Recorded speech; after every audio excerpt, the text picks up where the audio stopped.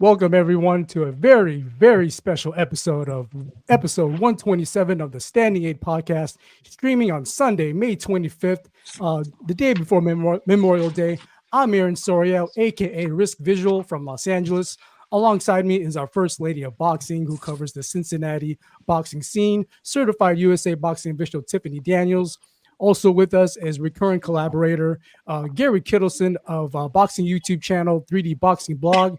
We're very, very much excited to have on junior lightweight prospect Dominique Francis, hailing from South Florida with a very impressive 16-0, 10 knockout pro record.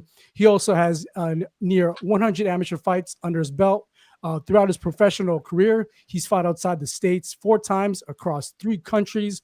He's also very passionate in hip hop music, as he is in his boxing craft. He goes by the name The Real Trapp, who released his full album. And correct me if I'm wrong. Full album titled Dominique in 2023. He recently released his latest single, Gangsta, out now. Welcome to the show, Dominique. Any opening words you'd like to share with us before we start it off? I appreciate the introduction. That was a real good introduction. You did your homework. I like that. And thank y'all for having me on y'all platform. I really do appreciate that, man. Awesome. For sure, for sure. So let's get straight to it. There's not much there's not much footage. There's very limited footage of you out there of your pro fights, but for the most part, you've been described as a very fluid fighter who could adapt to any style that the opponent brings to you. You have you're described as a very fluid fighter, dominating jab, pinpoint counters, impressive footwork, who can attack the body when the opportunity presents itself. I read an article off of if I could bring it up, Saturday Night Boxing, the website. They did a special on you. You're often compared to the other fighter, Hitchens. Is there more? Do you want to add more to that? The description that we have on paper. Anything you want to elaborate on how you fight? I mean, people they gonna describe you how they describe you. You know what I mean? And like, I never been too heavy on like describing myself, because I know one thing about it: with any situation that come, I'm gonna be able to adapt. So whatever way I may have fought my last fight, or whatever way I may have fought a fight previous from that, the fight that I may fight this fight, it may be different. You know, I may come out with more aggression. I may come out a little bit more laid back. I may come out fast. I may come out timing. So it's all about being able to adapt and be able to think on your own under these circumstances. So when it comes down to that, I'm a fighter with IQ first. You know what I'm saying? Because you could have all the attributes. You could have speed. You could have power. You could have timing, but you gotta have the IQ. You gotta know when to do these things, when to bring the speed out, when to bring the power out, when to move, when to create distance. You know, so I'm a very like uh I'm a fighter that's real fine on the details. You know what I'm saying? And that IQ, that's what really matters the most to me. For I sure, for wanted to sure. Oh yeah, ask you go ahead, about Gary. that. Yeah, I wanted to stylistically. You're super athletic and twitchy. You got some pop, but I was expecting you to be more of a mover. You know, more of a back foot guy. You're more of a front foot come forward fighter. Is that how you would generally describe your style? I mean, given your athletic ability, I was expecting you to be more of a mover, using the entire ring. You kind of come forward and you kind of stand in the pocket and march forward. Is that? I mean, how would you describe your style? I mean, I like to fight. You know, I like to Yeah. fight. I like to fight. Like I say, it's all situational. You know what I mean? It's all situational. But the situations that I have been in, we gonna fight. You know, but if it's a situation like when I was in my fight in Argentina, when I got buzzed, whatever like that, you know what I'm saying? I went down. I couldn't get up and continue fighting. I couldn't get up and continue fighting. Now I had to use my legs. I had to be smart. I had to be versatile. I had to use my legs for the whole remainder of the round, because I got buzzed in like what 2 minutes and 50 seconds within the round. So we had to use the legs. That was the instructions being yelled from my corner with my father and stuff like that. So you have to be able to be versatile. But me, genuinely in my heart, I like to fight. I think I heard your dad say something like to the effect like you got like 7 different personalities. So they feed into those personalities and that's how they they training you to fight and be cerebral and make those changes and go in there, like kind of like what you just said.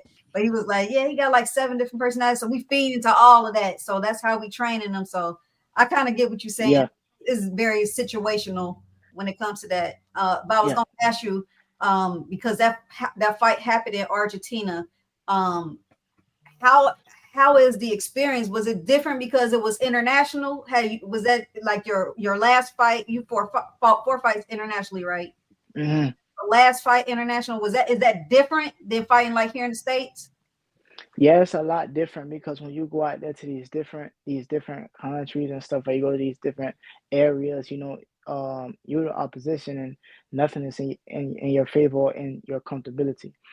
So it come down. We was fighting Argentina. I remember it was freezing. It was freezing outside, like 30 degrees, and they had our locker, our dressing room outside in a tent. So while everybody else was in their dressing room, staying, getting warm and everything like that, and it was inside of the building, we were outside in the freezing cold. So there was it's always a lot of disadvantages that you go through. That's like but that's what teach you that mental fortitude. A lot of these fighters, like, they tailor made, they ain't never been through nothing. You know what I'm saying? They never been through none, or no adversities, or no they ain't never get uncomfortable. So once they get uncomfortable on a big screen or whatever, like, you know what I'm saying, like, they fold up. You can see the hesitation, you can see the worry, you can see the scares. Like, I've been brought up like that. That's my life from my upbringing and in the beginning of my professional career. So when it come out, you got different people, when it like when pressure and adversity hit them, they fold. And you got different men like me, when they feel pressure, they relax.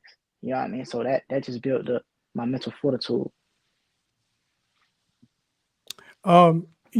You're in a unique position where in your career you're still considered a prospect, but unlike most other prospects, you're fighting fierce competition in other countries because there's no major promotional company backing you. Uh, I would assume that once you get that big contract signed, um, you'll transition transition very seamlessly.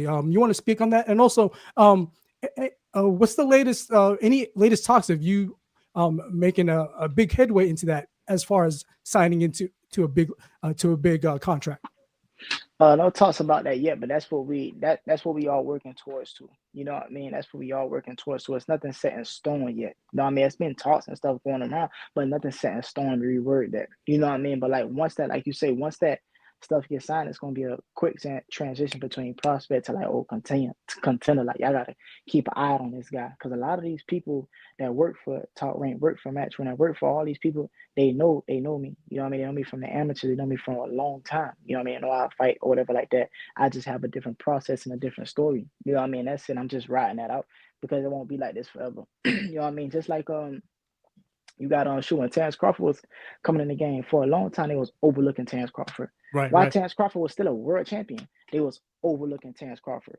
Now, if we could, remember or recall Terrence Crawford just getting a crazy buzz like this after he fought like Earl Spence Jr. So this stuff ain't been something that been in the mix with him. Everybody got their own time. That's all. I want to ask you about your start. You turned pro young, 18, and you were Mhm. fighting every 2 months, pretty much, right, up until COVID. So you're 7-0. Mhm. You're putting together, you're putting together your resume. You're getting some quality wins, and then it just stops, and you're out of the ring. I Mhm. think you fight just once over the next, or twice over the next year and a half. So you go from fighting every other month, 6 times in a year, to that long layoff. How did you deal with that, and did that kind of stall, or stall your growth that year, basically, where you only fought once or twice? Yeah, that COVID messed stuff up a lot. That COVID messed stuff up a lot, messed the rotation up a lot. And I was still even grateful and blessed to have like 1 or 2 fights within that time Yeah. span. You know what I mean? So I can't even like be so down about that, because you got other people that was out for, some of my stablemates, I was out for a whole 2, 3 years and I Yeah. wasn't. You know what I mean? So like, it slowed things down. It slowed the the algorithm down, but everything come back the right way it needs to be. You know what I mean? King's crowd was spilled milk. That junk already going this past what I worry about right now. And then at 18, you had a good amateur career. What was the decision to get you to turn pro? as soon as you could at 18, instead of trying to win more tournaments and things like that? What was the decision to say, all right, now's the time? I'm only 18, but I'm ready for it. What was like? What went into that? What went into that decision? I mean, I was fighting and spawn a lot of like pros since I've been an amateur. Tevin, you got Tevin Farmer, you got Teofimo Lopez, you got Richie, I forgot their name, but there's so many pros and stuff like that. I've been spawned since I've been amateur, and they never been like some threat. This is why I seen myself at. When I seen Mayweather, I didn't get no starstruck or nothing like that when I was like 13, 14, because I feel like that's where I'm supposed to be at. That's me. You got different people that get starstruck or mesmerized because they know they never supposed to have been in that position. You know what I mean? But that position is me. That's where I'm supposed to be at. So I never felt no type of weight. You know what I mean? So that's what you know what I mean? I'm worrying to change my environment, change my situation, like change my loved ones. You know what I mean? Change what I got going on. I got a son I gotta take care of. So that's what we all. That's what we dreamed of. So it's either now or never. It's time for me to go pro. You got people that turn pro like Canelo Alvarez at 15 years old. Mayweather said he was ready to go pro when he was 17, 16. So what's his name? David Benavidez. He ain't even had no extended amateur career. He just turned pro. So like I said, everybody got their own story. And I remember that time when it was time after I came back from camp in Big Bear, California with Charles Martin and Andy Ruiz. You know what I mean? Once I came back from there, I went back to Miami, changed my coach and made some readjustments because I was having a hard time in boxing around that time. Changed my coach, got with Derek Santos. Ever since then, it's been history. I had one more amateur fight, then I turned pro. You mentioned Derek Santos. He's worked with other notable names: Nate Campbell, Randall Bailey, Rancis Barthélemy. Tell us more about that. Tell us more about that relationship and, up to the current day as well. How's it been working, collaborating with him, working with him? And Derek Santos is a great coach. He's a phenomenal coach. You have certain people before you get with certain people that say, "Oh, don't get with this person for this reason or that reason," or "I left him because of this reason or that reason." But I've always been the type of person I got to see on my own, and the way that he is, his chemistry, everything about him, it fits perfectly for me. You know what I mean? It fit perfectly for me. He's a great candidate when it come down to him and my father. You know what I mean? And then my father and him. You got certain fathers that's real, they just narcissistic. Everything got to be their way. You got certain coaches that's the same thing, flip side. And the chemistry works very well, and the team and the dynamic is very strong. I want to. Your last fight, you fought on the Gabe Flores card in Sacramento or in California. I think it was in Stockton, California. Is that where it was? Your last fight? Was it Stockton or Stockton? It was in Gabe Flores country. You're fighting an 18-0 fighter. It's supposed to be a step-up fight. You destroy him. You knock him out in the fourth round. You win every minute of the fight, and then stop and beat him up and stop him in the fourth. Mm-hmm. Is that a statement? I mean, it was supposed to be a tough fight. It's supposed to be a step-up fight. It was extremely. I don't want to say easy, but you made it look easy. Talk about your last fight and what that meant in your development. I mean, my last fight was it was supposed to be a hard fight. One moment, y'all. Hold on. Let me give him a kiss. My son about to go. Daddy love you. All right. Yeah, so my last fight was supposed to be a step-up fight or a hard fight like that, right? But like say they say it was 18-0, 15 knockouts, I believe. 15 knockouts, I believe, something like that. They called him a knockout kid, Mexican knockout artist or whatever like that. But I said, well, maybe your 50-50 fighter, your top fighter ain't that for me. You know what I mean? Like, he may have done these to them other opponents, but he ain't done that to me. And I know what I possess. I know what I have. I know the tricks up my sleeve. You know what I'm saying? So, and that opponent got switched real, like, last minute when my fight got made. So it was like I was fighting somebody else, and then a week and a half prior, and I'm fighting this 18-0 kid, supposed to be this knockout artist. You know what I mean? So I'm already setting that mindset. You know what I'm saying? Like, whatever you gotta do, if you feel like that's what y'all gotta do, like, come do it. You know what I'm saying? So it was a good fight. It definitely was a statement. I'm ready to make some move. I want to go back to your musical roots. I read in that same article at that website, even before boxing, music was ingrained in you. your music today, how much of it is influenced by your life in boxing? I mean a lot. Just the way, the type of person that I am in life, like the passion, the consistency, and the mind that I have, the creative mind that I have, it's the same thing that I have for boxing and for music. You know what I mean? Because like I said, I wanted to be a musician before I was an athlete. You know what I mean? I wanted to be a musician before I was an athlete. At that time, my father at all wasn't so supportive of it. You know what I mean? So it was very, very hard of that stuff. I used to bump heads with my father with that stuff, but I always had this creative mind. You know what I mean? So I never let nobody like kill that drive in me or kill that passion when it came down to this. You know what I mean? Because I'm a multi-potentially. You know what I'm saying? I'm a multi-potentially, and you never hear nobody tell Shaquille O'Neal that he shouldn't be no doctor. You never hear nobody tell Tyrese that he shouldn't be no actor. You never hear Michael Jordan say don't pick up a golf club. You don't hear people telling you know what I'm saying? So people will put they fears onto you. You know what I mean? So the way that I go about it, I could be in camp. You know what I mean? I could be in camp. Let's say I'm in camp and I have a lot of time, you know what I mean, to myself. I get to writing. All I'm doing is journaling, and that journaling turning to music. You know what I mean? So that's all. That's awesome. I'm gonna piggyback to Tiffany if she has anything to add. Okay. I had they asked me some of the questions that I had, which is crazy because I had down there like, are you a musician that turned to an athlete? Because your fellow Floridian Roy Jones Jr. was Yeah, a Boston musician, but your music don't sound nothing like the music he was yeah, making. no, yeah, right, John, yeah. But I guess my question though is I'm not gonna base it on music because you got some great music. I can put it in my story, Yes, so thank I'll you. say your catchphrase later. But I seen you sparring Teofimo Lopez a lot. Like, how was that? You see him now. How is that experience, and how has that helped shape your boxing career? Being able to spar with him, and you sparred him for like 10 years, like a decade, right? How was Yeah. that experience? Oh, a lot of experience. Teofimo definitely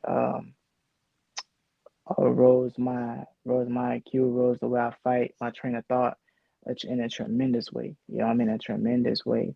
He's a very talented fighter, very great fighter, and very dedicated. Been doing this for a long time as well too. Is all he know.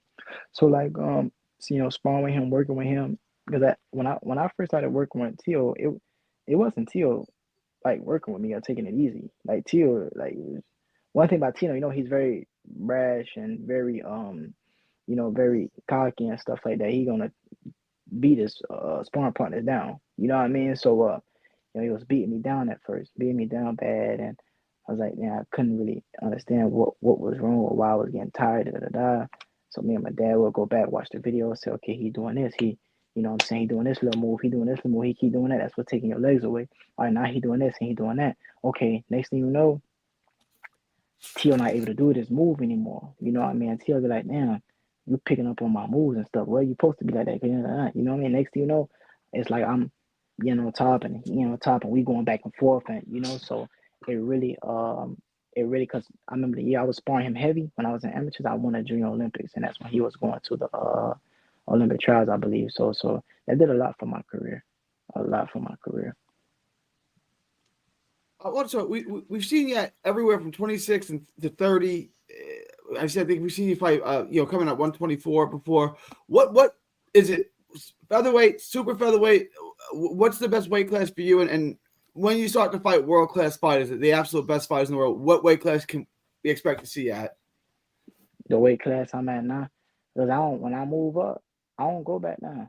I started at 22. I went to 26. I'm at Yeah. 30. I don't go to 22, 26 to 22 line. When I go up, that's where I'm at. You know what I mean? So where I'm at right now, like 130, that's where I'm at because you like as we all know, when you don't take the weight stuff serious, or when you start losing a lot of fluid and you start losing the fluid in your brain, that's what a lot of the problems in your head start coming in when you start taking all this damage and brain damage. You already getting hit in the sport, so I mean you gotta you gotta make make it better as much as possible. So you gotta take that stuff serious. I ain't doing trying to duck away from this or no, I'm trying to have all my faculties functioning properly when I'm done with this sport. 30 is a loaded division. It's one of the better divisions in the sport. You got Navarrete, you have Lamont Roach, you have my fellow Texan, Icewater, Jackie Foster. Besides the champions, you guys like Kachachi and Raymond Ford. Is there anyone on your radar, like gunning? Is there one of the belts that you have your eye on in particular? What are your thoughts on the top of that division? Like who's on your radar? Like you said, it's hot. You know, it's a hot division as it should be. You know, it's boxing a hot sport. You know what I'm saying? But all of them, you know what I'm saying? Whoever in front, you know what I'm saying? All of them. You know what I mean? Raymond Ford, don't matter. That's my man's. Don't matter. You got O'Shaquie, fellow Texan. That don't matter. You know what I'm saying? He good. He's a good fighter. I already said I want to fight him. You know what I'm saying? You got Navarrete. It don't matter. You know what I'm saying? Like it's boxing. You feel what I'm saying? Like it's business first, but it's boxing. So like it don't matter. You know, I want to reference back to your time with Teofimo Lopez. Based on your description of your experience with him, it seems like you was, as you were learning, you was taking away whatever you were doing. I can only imagine those things he was doing to you, you were doing to others in your pro fights. Would that be fair to say? Yeah, it'd be fair to say, you know, cause you learn from. Yeah, I ain't the type to act like I don't learn from people. I learn from everybody. You know, I learn from everybody. You know, I learned from Teofimo Lopez. Did some of the same moves he done. Some of the same moves he done. Still do it to this day. When I was in camp with him and for his Cambosis fight, which fight was that? Did he fucking for his Cambosis fight? When I was in camp with him, he showed me a few tricks. I still do today. You know what I mean? To me, you always got to be a student of the game. You know what I mean? To me, you always got to be a student of the game to keep elevating your game. You know what I mean? So I definitely do them things that Tio showed me that I learned from Tio while I spar and while I fight and while I train. That's awesome. Tiffany, anything you like to follow up on? Or I was going to ask you, you're Haitian, right? Mm-hmm. Okay, so I don't think there is any. There might be one. I think it's Luis Garcia at your weight class that was champion. Are you aiming to like make history as I'm not sure if you're American too. I don't want to overspeak. Yeah. Asian American. Are you looking to like cement your legacy as like the first Haitian American to win a title at 130 pounds or 135 pounds or something to that effect, like Andre Berto or Byrne? Who else was Haitian? Yeah. Pretty good. Pascal, but he's Canadian. So count him. Yeah. But cause you got like Pascal, like you said, Berto, Adonis Stevenson was Haitian, right? Adonis Stevenson, and I used to actually train with Adonis Stevenson in Boca. You know, I used to do the Superman. You know what I mean? Adonis Stevenson, he was a very charismatic. He was just a good guy all around. You know what I mean? So I definitely want to leave my mark in the sport as being that Haitian. You know what I mean? Because it's just not a lot of that, especially down in the history. And then coming with everything that I come with, like the character, the music, the type files, the fight style that I have, the mouth that I have, the way that I speak, you know what I mean? You got a lot of people, they quiet. Man, I'm just different, so that's going to be a different type of, I'm gonna stand out differently in these books when it's all said and done. You know what, Andre Berto for the Andre Berto, another Floridian. He fought on 2004 Olympic the Olympic team for Haiti. He was on the Haitian Olympic team in 2004. 2004. Yeah. Yep. That's like you got Rich. I think Richardson Hitchens. What was it? 2016. Hitchens is a Haitian too. Yeah, Richardson Hitchens. I didn't know that. Richardson. Yeah. Yep, Richardson Hitchens is too, and I think he was on I believe it was 2016. If I'm not mistaken, I can't remember the year. I think that's right. Yeah, I think so. Yep, you know what I mean. So, and then you have like another one down here in Orlando. His name is the Real Valsaint. You know what I mean? They call him Black. Yeah. He's always on the Pro Box show. We know Valsaint. Yeah. Yeah, exactly. That's my man. Even if these folks don't mess with me like that, I shout you out. You know what I'm saying? I'm gonna talk about you. That's one thing about me. You know what I'm saying? I ain't never been no player hit or nothing like that. So when I get mine, boy, it's gonna be different. For real. you're 16-0, 10 knockout record. Professionally, you've done, you you've been in wars, you've been dominating people. Does it kind of irritate you that up to now, all those highlights that have yet it's been hard to document it on footage. How does that make you feel overall? It seems like you're dealing with it. You're just dealing with it, and you're patient for that big break. But how does it feel just knowing that you've been doing all this stuff up to now, but it hasn't been on video for the most part as of now? Yeah, man, it real frustrating. You know what I'm saying? Yeah, Real frustrating because that's something that I wanted. That you doing all this fight, no documentation, no video for nothing. You know what I'm saying? So I'm getting to experience all this stuff like that, but still we in a day and age where people want to see with their eye. You yeah, know what I'm saying? People want to see even if it's an illusion. That's what we live. Everything in this illusion. So if you even when people they see an illusion, they gonna get fooled. But it's nothing for these folk to see. You know what I'm saying? For the most part. Then like a certain platform when it's broadcasting and stuff like that, it stay there for a little while, then it goes away. You know what I mean? So like that stuff is very, very, very, very, very frustrating. You know what I mean? So I say when that big stuff gets signed, you know what I mean? I know everything's going to change. You know what I mean? Because I have the style or the charisma and just the voice, the face, everything that people will want to see. You know what I mean? And I'm ready to show them. that's awesome. That's awesome. And I know for sure, and it seems I'm very impressed so far from your character. You're grounded. You're very much a student of the game. Obviously, we see that. You know what? Any last before we Tiffany? Any last comments or questions you may have for Dominique? I guess I had a comment and a question, but the Yeah, question is, you live in Miami, right? yeah, yeah. How I'm do in Miami with I'm on, how you stay focused? I mean, like Miami is wonderful. I love Miami. It's South Beach, the women, the music, the food. How do you stay focused as a boxer in that area? so like you know, like when folks think of Miami, they only like talk about one side. You know what I'm saying? But like then you got the other side to where First 48 first started at. You know what I'm saying? Liberty City, Poker Beans, Opalaka, Overtime, you know what I'm saying? Like it get down, it go down south, Homestead, in the Bay, it get down in Miami for real, for real. You know what I mean? And you got Broward County, Pompano, and Sunrise, Lauderhill, all type of stuff like that. Miami ain't no game. You know what I mean? So if you don't be focused or you know what I mean, stay don't involve yourself in certain things, you probably won't be here too long. I done got so much friends and homeboys, whatever like that, that's not here or that's still calling my phone on call collect. You know what I mean? So like it's it's really like when folk think about Miami, they think about Miami, but they forget we the first place where First 48 started. You know what I'm saying? So yeah. My You know. ex-husband, he's from Fort Lauderdale. He used to tell me stuff like he was like, you get down there, you get kidnapped for ransom. Like, man, Yeah, for real, for real. Like it's different. So like, I tell myself all the time, I'm a real Floridian. I'm blessed to just still be here, do what I do my passion, take care of my son, kiss my son goodbye when he leave. You know what I mean? Still be a son, father, and a fighter, and an artist, somebody who make music, be able to put my creative mind out here in the world. You know what I mean? Still be a partner. Like I'm blessed. and I guess my comment was, I'm from Cincinnati. I had to bring it up. You said Adrian Broner stole your Oh, I do.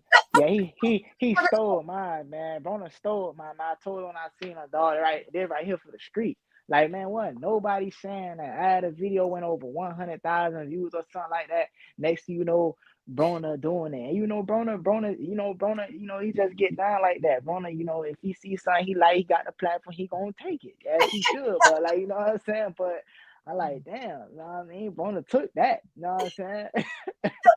And I used to like love Broner. We were huge fans of Broner. You know what I'm saying? Broner was a fool. You know what I'm saying? Broner was a fool, literally. But like sometimes you can't keep up with it. Yeah, for sure. hmm In Cincinnati, I remember I had amateurs. Because it was a gym up there called It was called, was that not No Excuse, because I think that's DC or Baltimore. But you had another one called Headbangers. I believe Oh, Headbangers is in DC. That's in that's DC. Yeah. DC. That's in Now DC. what's the other one where y'all wear In purple and Cincinnati, gold? we got right now. I don't know how right now the top gym in the nation is Real Deal Boxing amateur wise. Real Deal Boxing. That's what Okay, Tony Buck and them. We got okay. Cincinnati Golden Gloves. Uh, We got Millville Boxing Gym, it and we probably got is. a few other outliers. It's Cincinnati. It's Cincinnati Golden Gloves where Duke Reagan came from. He actually came out of Millville. He trained with Cincinnati Golden Gloves, but Rashid Warren came out of Cincinnati Golden Gloves. Adrian Broner came out of Cincinnati Golden Gloves, like with Coach Mike Stafford.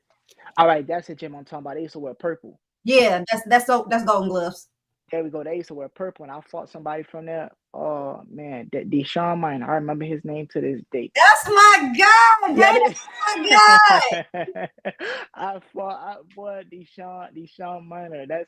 I remember Deshaun Miner name to this day. I was fighting somebody. I was fighting him, right? But so we was getting ready to fight and stuff like that. So I believe my mom was up at this time and my father. So I'm sitting down. You know, I always have a baby face. I have a baby face since forever. So at this time, I'm probably like 13, and they asking him, he's full of his clique over there.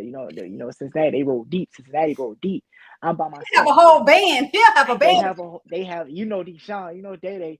So I'm by myself. So they asked him, who you fighting? He said, I'm fighting Chump over there. You know what I'm saying? So he said that, right? And then this whole time he was singing that song, Love Sosa. Oh no, man. Like he was feeling like going, like trying to put that fear in me, right? So we fighting, we get to fighting or whatever like that. Well, when they introduced us, they introduced me and they introduced him. When they told us to touch gloves, he hit my glove so hard, boom. You know what I'm saying? You know Day. Day. So when we get to fighting, he nice with it, doing his thing. He hit me with an uppercut so hard that I think I was knocked out on my feet. But I went down. Then out of nowhere, I just stood back up. Then we got the fighting. Boom, boom, boom, boom, boom. We got the fighting. Da, da, da, da. Now I beat Deshaun, and after the fight, he was crying. You know what I'm saying? So I say, nah, don't cry, man. It's just a fight. Pick your head up. You know what I'm saying? Then I went about my stuff. You know what I'm saying? That's like my first year of boxing. My first year of boxing, I became number 1 in the state, region, and number 2 in the nation.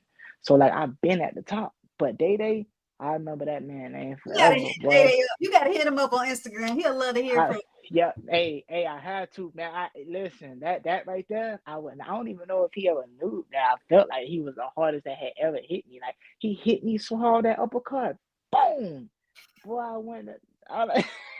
Yeah, Deshaun Miner. Time said what's up, huh? I definitely will. Most definitely. For sure. Yeah, Awesome, man. awesome. I know all this stuff. Like from it, I remember even Duke Reagan when I used to fight. Duke Reagan used to be there watching my fights, and then we could go all the way to what is it? What is side at? I think it's Ohio, where what's his name? Otha Jones from? Otha Jones and yeah, they're from Toledo.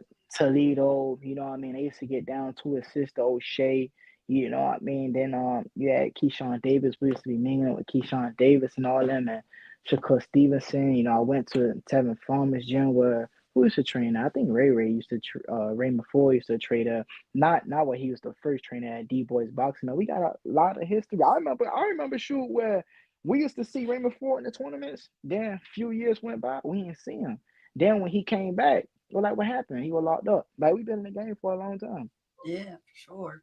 We in the game for a long time. So like the people, it's not that they don't know about me. They just sleep, so I gotta wake them up. Sure. That's it. Sure. Great stuff.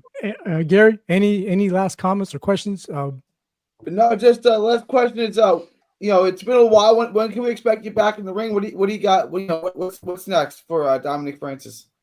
I'm looking for July. Get back in the ring in July. There's some talks and stuff going on like that. So hopefully we finalize everything and we'll be back in the ring.